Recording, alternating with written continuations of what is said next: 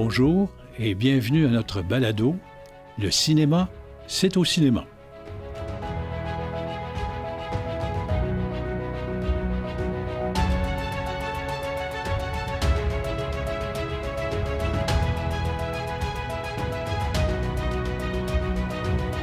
Heureux de vous retrouver de nouveau, espérant que pour vous et les vôtres, cette période difficile de pandémie a été la moins pénible possible dans les circonstances.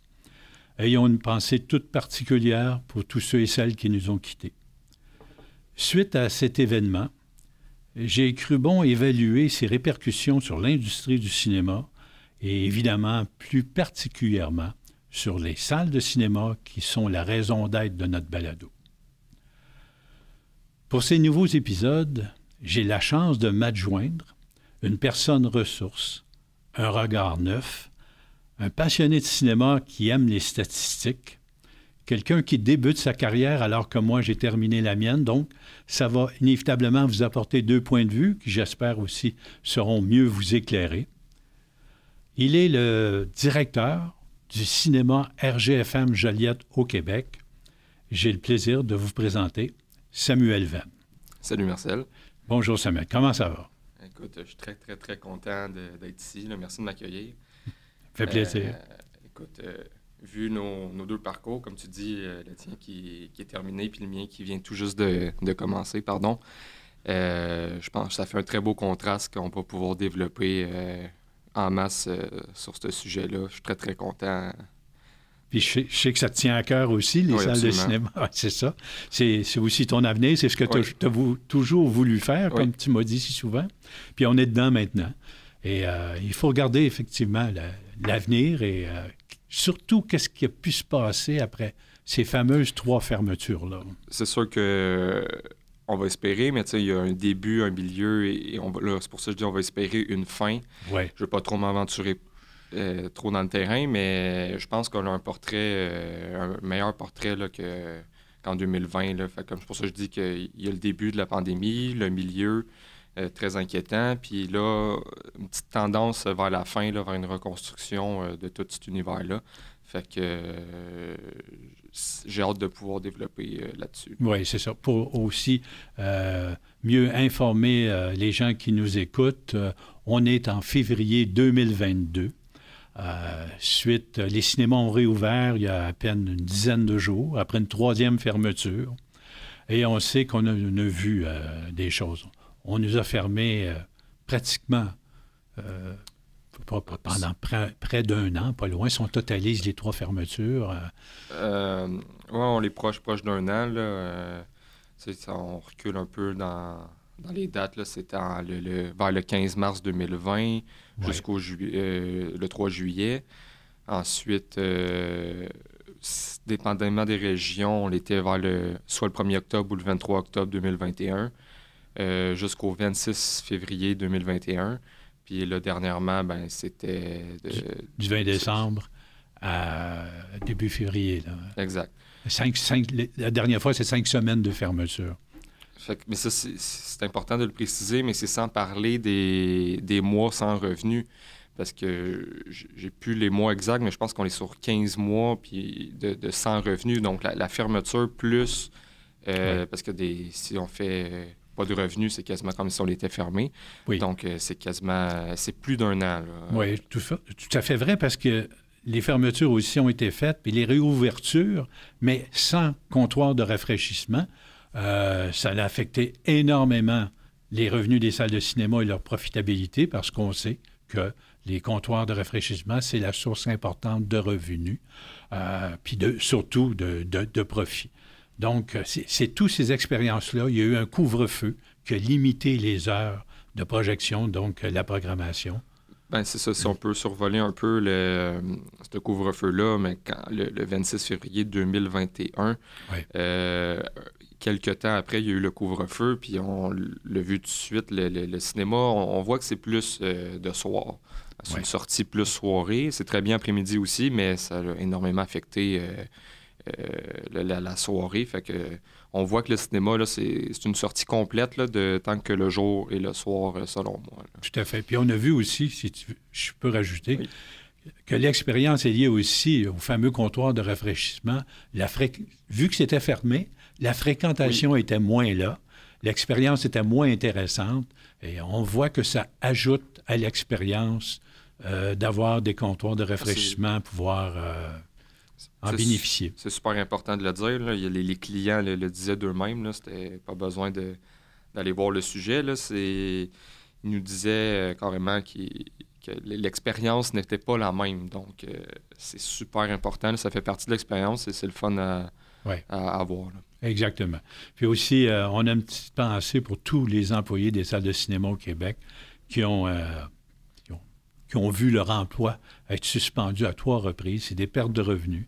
On a été un peu inquiets parce que ceux qui travaillent dans les salles, hein, c'est la ressource humaine, c'est ce qui est le plus important. C'est une expertise qu'on a besoin et c'est grâce à tous ces gens-là si cette industrie-là peut fonctionner. Donc, heureux de savoir qu'enfin, la majorité sont de retour. Oui, absolument. Là, en haut de 95 %. Donc, on peut quasiment dire que tout le monde est revenu. Ça montre aussi que je pense que le cinéma, c'est un endroit plaisant à travailler. Oui. C'est une belle expérience. Ça a toujours été comme ça va toujours rester comme ça. Fait que c'est très plaisant là, en tant que directeur de voir que ses employés aiment leur travail. Ça me fait très, très plaisir. Oui, absolument. C'est sécurisant aussi. Puis dans cette épreuve-là, c'est comme j'ai dit, il y a eu tellement de tentatives. Inévitablement, les salles de cinéma étant fermées, bien, il y a toutes sortes d'expériences que les distributeurs ont dû faire pour se trouver de nouveaux revenus. Mais ça donne, je ne sais pas, là, en 100 ans, on n'a pas vu un laboratoire comme celui-là. Là. Ben, c'est exactement ça. C'est sans précédent. Tu peux m'en dire plus sur le sujet, mais je crois que c'est sans précédent dans l'histoire du cinéma, une période aussi longue de fermeture. Hey, absolument, ça s'est jamais vu depuis, et inévitablement, la grippe espagnole en 1920, qui avait fait l'objet d'un autre balado, d'un autre épisode, depuis 100 ans, on n'a jamais vu des fermetures comme cela, et ça, c'est à travers le monde, en plus d'avoir fermé les studios de production. Donc, ça a arrêté la mise en marché des films. Il n'y a plus de films qui sont produits. Ça a un impact majeur. Puis, ça fait que des nouveaux joueurs en présence, avec des nouveaux moyens de diffusion. Donc, écoute, on est en train d'analyser tout ça, mais on pourra regarder dans les épisodes qui vont suivre. La pertinence des salles de cinéma, est-ce que c'est encore pertinent? On peut regarder ça, voir la réaction du public. On peut voir est-ce qu'il y a un nouveau modèle, le modèle d'affaires a-t-il changé? Comment ça marche? Qu'est-ce qui s'est passé? On va étudier ça parce qu'il y a eu des impacts. On a vu que certains réalisateurs étaient complètement insatisfaits, qu'on court-circuite les salles et tout ça, on pourra en parler. La nouvelle chronologie des médias. Les fenêtres allouées à chacun ont encore là changé. On pourra en faire aussi l'objet d'un autre balado et puis les nouvelles mises en marché, ces choses-là. Donc, on peut regarder tout ça en détail, mais tirer les conclusions, c'est quoi le futur, quels seront les impacts, quelles seront les salles de cinéma, comment elles vont vivre à l'avenir compte tenu de ces nouveaux changements. C'est c'est facile à la fois, c'est difficile d'un autre côté. C'est le public qui dit tout, hein? C'est eux qui décident, évidemment. De qu'est-ce que je vois de très, très près là, au Québec, là, c'est les gens sont très contents de revenir. Ça voit que le cinéma, c'est vraiment une sortie. Ça, c'est important. Je vais le répéter, mais le cinéma, c'est une sortie là, en premier lieu. J'ai confiance. Là. Déjà, il y a une petite stabilité là, à travers le monde. Il y a des marchés comme la France, le Royaume-Uni qui sont revenus comme avant. Les États-Unis, c'est eux qui ont lancé le streaming en premier. C'est tout le temps, les États-Unis, tout le temps, dès qu'ils commencent un domaine, c'est tout le temps dans le tapis, au plus haut. Fait que c'est sûr que c'est plus difficile d'analyser de ce côté-là. Mais clairement, il n'y a aucun doute que la réaction du public, ils veulent revenir au cinéma. On pourra s'interroger plus tard sur la question, mais vite comme ça, il reste beaucoup de données à accumuler, ça c'est sûr. Mais moi, de mon point de vue, j'ai très, très, très confiance que la stabilité va revenir. C'est ça. Il faut être un peu patient, que tout le monde retrouve ses repères, en fait. C'est ça un peu l'idée. Mais tu as raison. C'est le public qui va déterminer de la pertinence des salles de cinéma dans le futur. Ils sont au rendez-vous. On a vu déjà leur intérêt dès la 3e réouverture, mais même à la 2e, avec le fameux Spider-Man, quand ils nous ont fermé le 20 décembre. Écoute, c'était des chiffres absolument extraordinaires qui annonçaient un Noël époustouflant. Et du jour au lendemain, on s'est fait couper l'herbe sous le pied. C'est une période très difficile, mais ça augurait bien.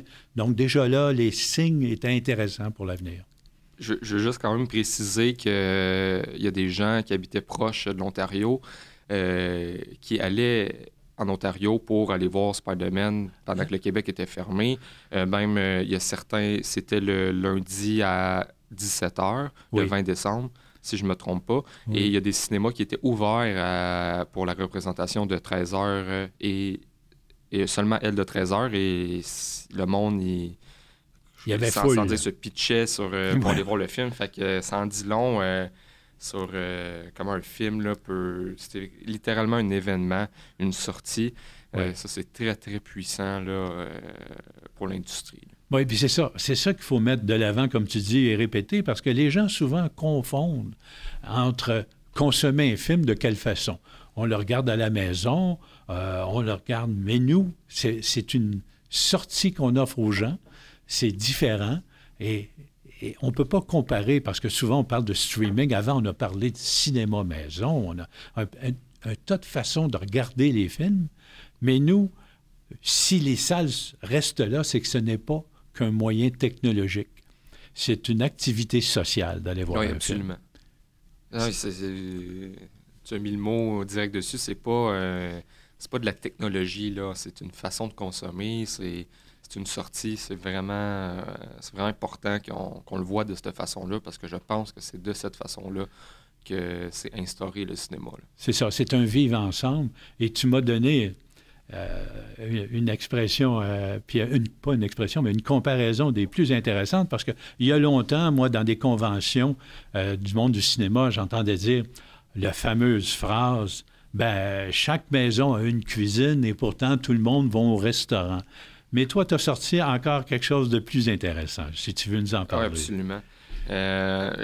J'ai eu la mémoire m'est revenue, puis quand le Canadien était en série...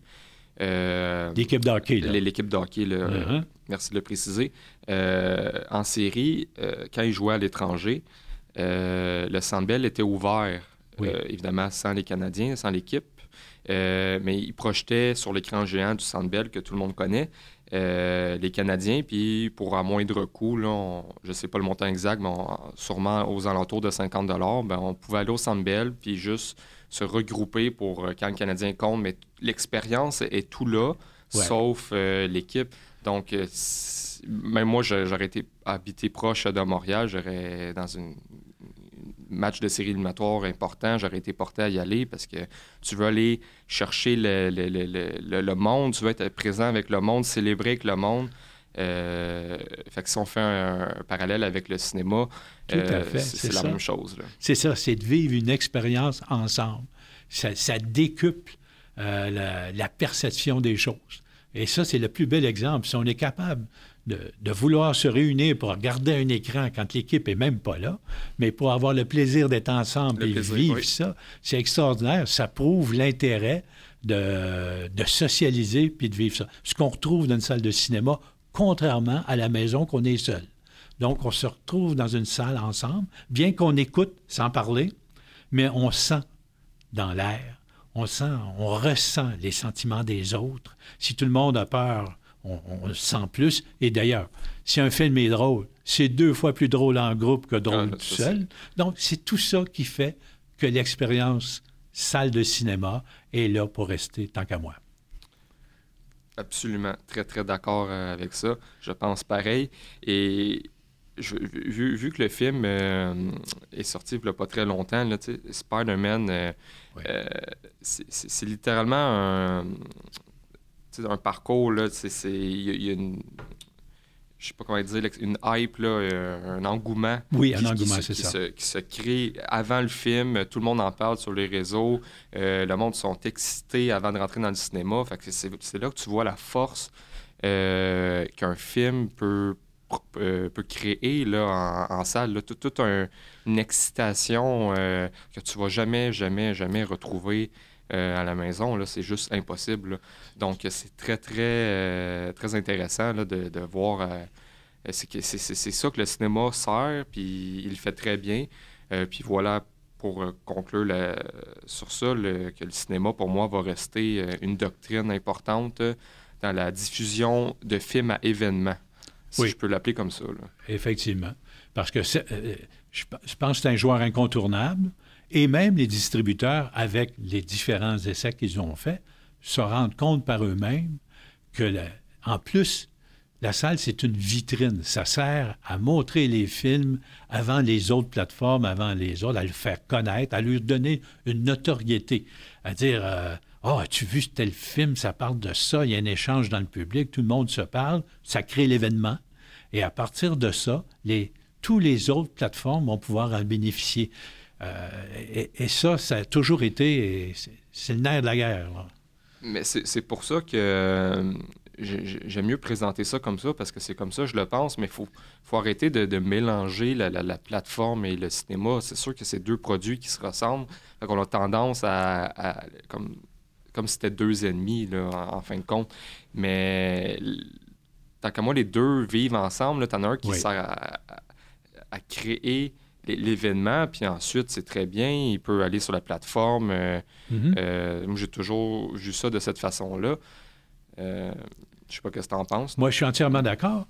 Et puis, j'ai retenu un commentaire de James Cameron qui disait que lui aussi, tout comme Denis Villeneuve, il croit énormément à la sortie salle, aux salles de cinéma. Et lui, Cameron, de dire, on peut faire un film, un condensé, un résumé plein d'actions pour 2h30 de temps sur un film, et après ça, le développer puis en faire 6 heures de temps sur des plateformes. C'est une autre façon de faire. Ou une série.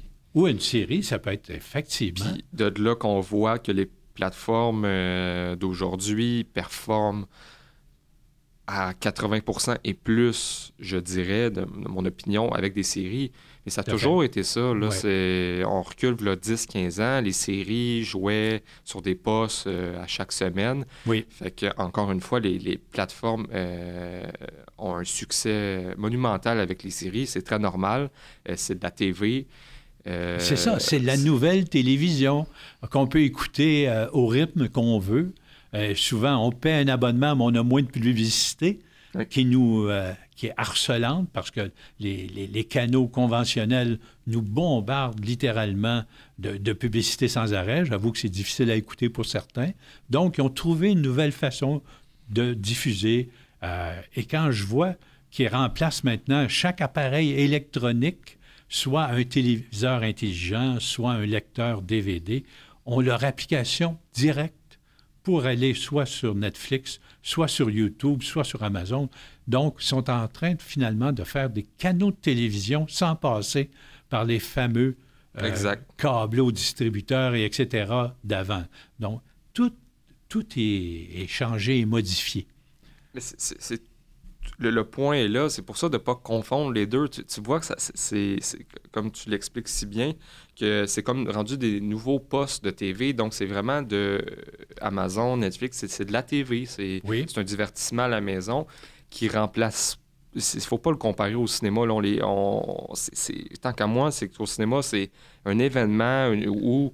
pas obligé d'être aussi gros, mais juste une simple sortie en couple avec des amis une fois de temps en temps. Puis à l'occasion, 2-3 fois par année, tu as des gros blockbusters qui te font vraiment un gros événement. Et je veux juste survoler un peu ce sujet-là. Quand un film sort sur plateforme directement, il n'y a pas d'événement. Le film est étouffé direct. Puis ça, c'est important. C'est une réalité qui est là.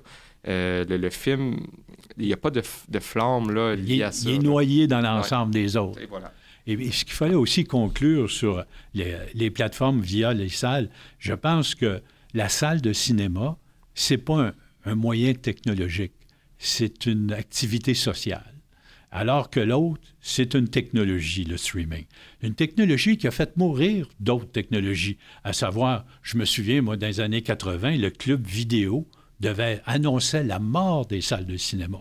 Bien, cette technologie-là, des vidéocassettes et des DVD... L'ancêtre de Netflix. C'est ça, l'ancêtre du streaming, ont été avalés par une autre technologie. Puis c'est un peu normal. Parce qu'il faut dire que Netflix est né d'une anomalie des clubs vidéo, c'est à savoir l'irritant principal étant le paiement des retards. Quand on apportait un film en retard, on payait des pénalités. Et Netflix a commencé par offrir des vidéos par la poste. Puis il n'y avait pas de retard, on pouvait retourner le film quand on en avait fini. Le départ de tout ça est créé à partir de ça. Donc, à ce moment-là, je pense qu'ils ont bien rempli le travail à la maison, et nous, nos compétiteurs ne sont pas les plateformes. Les compétiteurs des salles de cinéma, c'est des salles de spectacle, c'est les groupes de hockey, le sport organisé, et ces choses-là. C'est avec ces gens-là qu'on est en compétition bien plus qu'avec une activité à la maison. Exact. Puis ça peut amener à plein de sujets.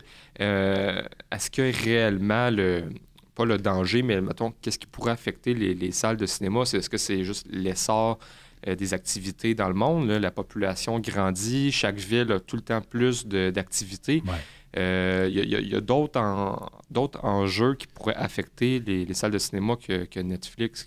On l'exprime tout le temps, le streaming tout le temps comme une fatalité. On va avoir l'occasion d'en reparler, mais ça va être très intéressant de bien comprendre tous les éléments-là, puis comment la salle peut passer au travers de ça, puis de rester une doctrine dans les activités de divertissement. C'est ça, tout à fait. On doit s'adapter. Les salles, comme tous les autres moyens de diffusion, hein, on va devoir innover, faire des choses différentes qu'on va regarder au fur et à mesure des épisodes qu'on va faire ensemble. C'est un plaisir.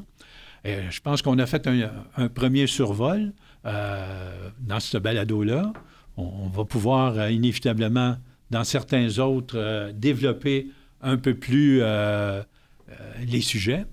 Donc, je ne sais pas si en conclusion... Oui, mais j'ai très hâte de développer. Je pense que la majorité du monde, on vit dans l'époque auquel on est. Oui. Je pense qu'il y a beaucoup de monde qui veulent avoir notre opinion sur le streaming et les salles de cinéma. Fait qu'on va pouvoir survoler beaucoup ce sujet-là. Je trouve ça très intéressant. Ça me passionne du fait que je trouve pas que c'est un compétiteur. Voilà, je trouve que les deux peuvent coexister. On aura l'occasion d'en reparler. Je pense que ça devrait faire l'objet de notre prochain balado. On va approfondir le fait du streaming parce qu'on sait qu'actuellement, il y a une guerre importante en Europe. On sait que Netflix en France, actuellement, et Amazon sont face à des restrictions. La chronologie des médias, c'est beaucoup plus sévère en France. Oui, vraiment beaucoup. Vraiment beaucoup comparé à ici. Donc, on va développer ça, on va regarder ça ensemble pour le prochain épisode. Ça a été un plaisir et je pense qu'on part sur de bonnes bases, mon Samuel. Merci encore. Merci à toi. Et puis, on se retrouve bientôt pour un nouvel épisode du cinéma. C'est au cinéma.